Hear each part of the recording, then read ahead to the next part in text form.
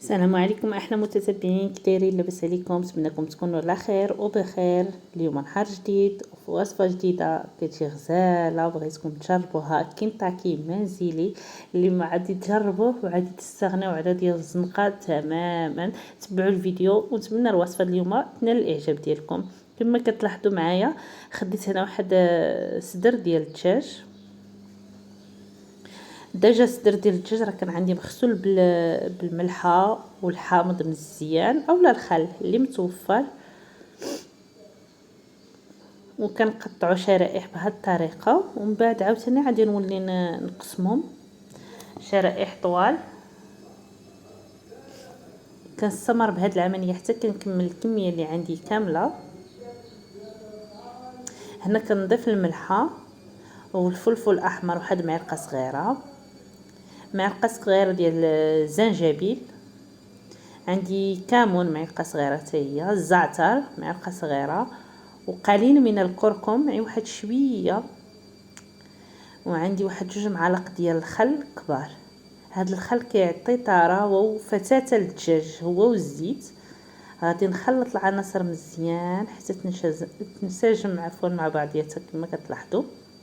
وغادي نضيف عليهم واحد الكوب صغير ديال الماء على حسب الكميه ديال الدجاج، المهم يكون مغطس في الماء كيف بحال اللي كتشوفوا في الفيديو.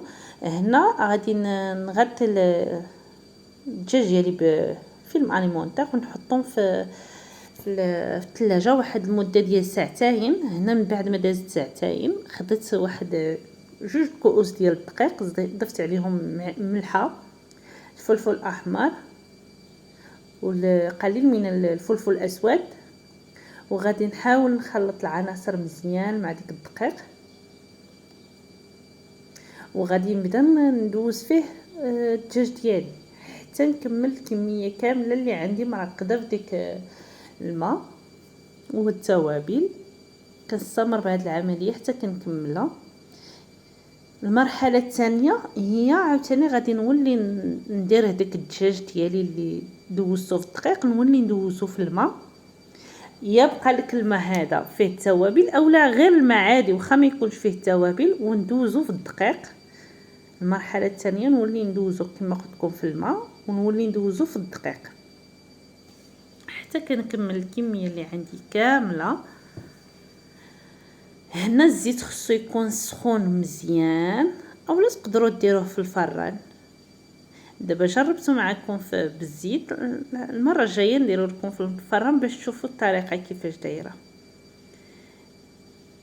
والزيت كما قلت لكم يكون سخون مزيان. هنا كنقلي الدجاج ديالي كنتاكي المنزلي اللي غادي ديروه، ما غاديش تبقاو تستغناو عليه، كيجي غزال. وكما كتلاحظوا معايا هذا هو الطبق ديالي ديال اليوم. كيجي كما قلت لكم خفيف ظريف، تقدروا تقدموه مع سلطه او الفريت بالصحه والراحه. ونتمنى الفيديو ديال اليوم ينال الاعجاب ديالكم، وشكرا على